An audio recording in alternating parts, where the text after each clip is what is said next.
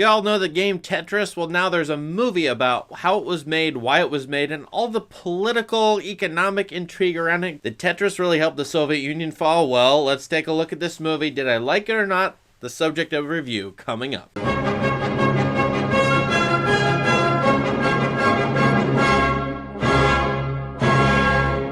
Tetris is one of the most popular video games ever made. As a kid, as a 9 or 10-year-old, I got a Game Boy. It had Tetris in it. I, of course, played Tetris a lot, as most people did, and its quick and sudden rise. It was a really interesting story. It's actually the subject of a number of YouTube videos. I watched one on a Gaming Historian's channel. It was really an interesting story, a documentary of how Tetris got made. All the weird haranguing about rights negotiations, that may not interest some of you, but definitely me. I'm interested in video game history and kind of how I was shaped as a person or as a child playing video games. So this movie is a fictionalized version of events surrounding the creation and then, of course, the spread of Tetris around the world. Now, be warned, most of this movie is around the intrigue surrounding the rights negotiations for Tetris. It was Soviet-owned, created by a Russian citizen, and then the rights were licensed to a number of individuals, but yet there were a number of different rights for video games at the time. You had arcade, you had consoles, computers, and handheld. Those were 4 different rights.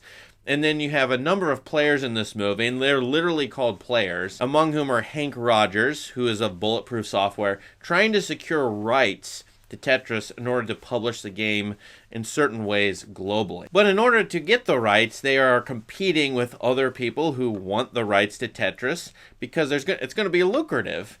And, of course, with the Soviets, who have a variety of things going on there. You have communist Soviet Union in the late 1980s, but then different levels of intrigue and nationalism. And Mikhail Gorbachev makes an appearance in this movie as a character. And so you have most of the movie, you're going to be bogged down in rights negotiations for Tetris. So just be warned about that. In fact, I would describe this movie as a flashy, fictionalized documentary for a while. There are lots of kind of cool 8-bit transitions, a nice synth score. Taron Egerton is a nice face for Hank Rogers. Really, it's basically the main character we root for.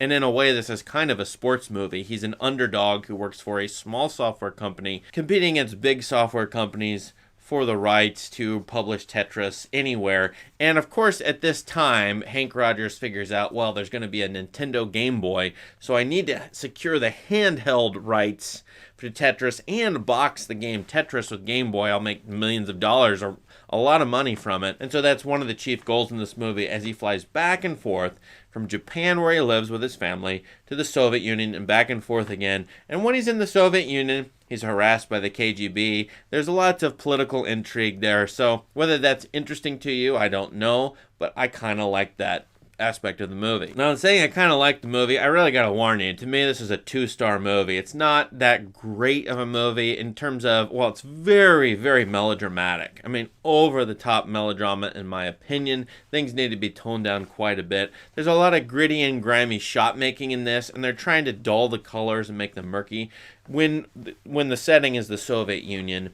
And yet, I did not enjoy looking at most of this movie, even though those 8-bit transitions and other Tetris-like stuff that comes up in this movie is kind of cool. I thought some of the makeup choices in this movie were really pretty bad. I mean, there's a character who looks like the Penguin in Batman, only it's really not good. Surprising, usually I don't comment on makeup.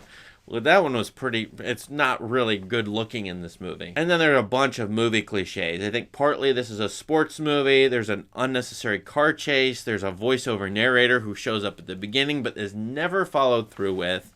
And there's one of those classic movie cliches where the parent misses a child school event and is given a lot of moral guilt and weight over that. In fact, the script can't stop talking about that. So all in all, I mean, if you were to watch this movie and evaluate it according to other movies or standards for films, this is not a great movie.